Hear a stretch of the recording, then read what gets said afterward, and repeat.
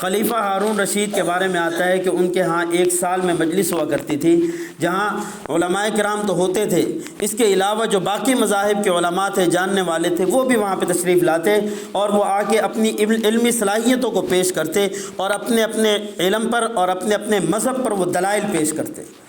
تو فرمایا کہ وہاں ایک بڑا یہودی عالم آتا تھا اور اس کی بڑی صلاحیت تھی اور وہ بڑی دلیل سے گفتگو کرتا تھا۔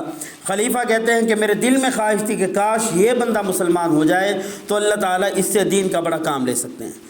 تو وہ فرماتے ہیں کہ ایک مرتبہ آیا تو مسلمانوں والا لباس اور مسلمانوں والی صف میں آ کے بیٹھ گیا۔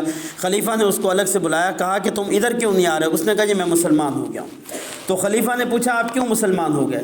تو اس نے کہا کہ میں مسلمان ایسے ہوا کہ اللہ نے مجھے صلاحیتیں دی تھی تو میری کتابت بھی بڑی خوبصورت تھی، میں لکھتا ہوں کئی ڈیزائن کے اندر، خوبصورتی کے اندر لکھتا ہوں، لوگ اس کو پڑھتے ہیں، دیکھتے ہیں اور اس پر بڑے خوش ہوتے ہیں، بڑی اچھی لگتی ہے ان کو۔ تو اس نے کہا میں نے تورات اٹھائی اور میں نے اس کو لکھنا شروع کیا اور 1 2 3 ڈیزائنوں کے اندر میں نے لکھا، اس کی لکھائی، اس کی کتابت، اور اس کے اندر چند میں نے غلطیاں کی، جہاں مجھے مناسب تھا کہ یہ ہونا چاہیے میں نے وہاں وہ رکھ دیا، اور جہاں میں نے سمجھا کہ یہ نہیں ہونا چاہیے تو میں نے وہاں سے وہ ہٹا دیا۔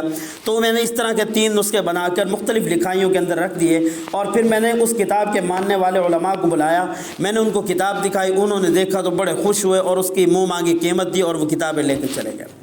اس نے کہا پھر میں نے اس انجیل کو اٹھایا، میں نے اس کے ساتھ بھی یہی کیا، چند اس کے اندر تبدیلیاں کی اور اس کی لکھائی، اور اس طرح کر کے وہ بھی منہ مانگی قیمت پر بک گئی۔ کہا کہ تیسری مرتبہ میں نے زبور کو اٹھایا اور اس کے اندر بھی میں نے یہی تبدیلیاں کی اور ویسے ہی وہ بک گئی۔ آخر میں نے کہا اچھا قرآن کریم کو بھی ایسے لکھتا ہوں۔ میں نے بڑی خوبصورت طباعت کے اندر، کتابت کے اندر میں نے اس کو لکھا، اور پھر میں اس کے 3 نسخے بنا کر اور چند ایک اس کے اندر جو مجھے لگا کہ ایسا نہیں ہونا چاہیے میں نے وہ بھی کر دیا، اور جہاں مجھے لگا یہ ہونا چاہیے میں نے وہ بھی کر دیا، اور میں نے 3 نسخے رکھ دیے۔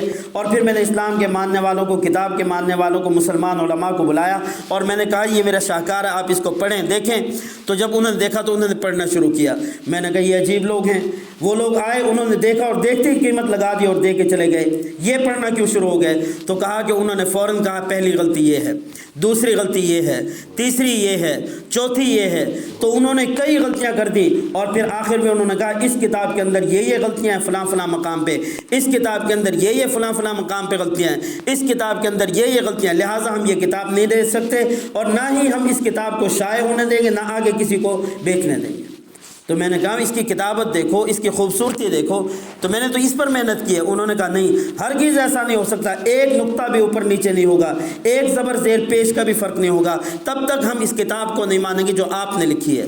تو کہا کہ میں نے ان غلطیوں کو درست کیا، میں نے اس کو ٹھیک کیا، پھر انہوں نے پڑھا اور اس کے بعد ان سب نے کہا کہ اب بالکل ٹھیک لکھا۔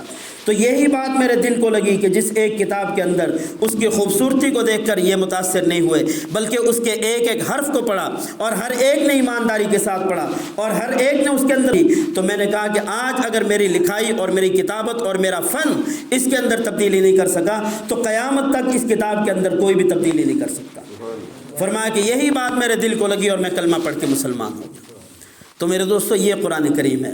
قرآن کریم میں اللہ پاک نے فرمایا وَإِذَا سَمِعُوا مَا أُنزِلَ إِلَى الرَّسُولِ تَرَىٰ أَعْيُنَهُمْ تَفِيضُ مِنَ الدَّمْعِ مِمَّا عَرَفُوا مِنَ الْحَقِّ۔ فرمایا کہ جب یہ کتاب کہیں پہ پڑھی جائے اور اس کو سنا جائے تو اللہ پاک فرماتے ہیں کہ ہو ہی نہیں سکتا کہ آنکھوں سے آنسو جاری نہ ہو۔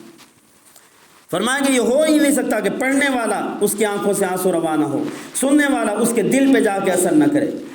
اور سب سے پہلی اس کی مثال دیکھیں، سیدنا فاروق اعظم رضی اللہ تعالیٰ عنہ، آپ علیہ الصلوۃ والسلام کو قتل کرنے جا رہے ہیں، راستے میں اطلاع ملی بہن مسلمان ہو گئی، بہن کے گھر میں تشریف لائے، بہن سے بہنوئی سے قرآن کریم کو سنا، دل نے اثر کیا، وہی دل لے کے جو جا رہے تھے نبی علیہ الصلوۃ والسلام کو قتل کرنے کے لیے، وہی دل اتنا موم ہو گیا، فوراً بہن کو کہا کہ مجھے کلمہ پڑھا کے مسلمان کر۔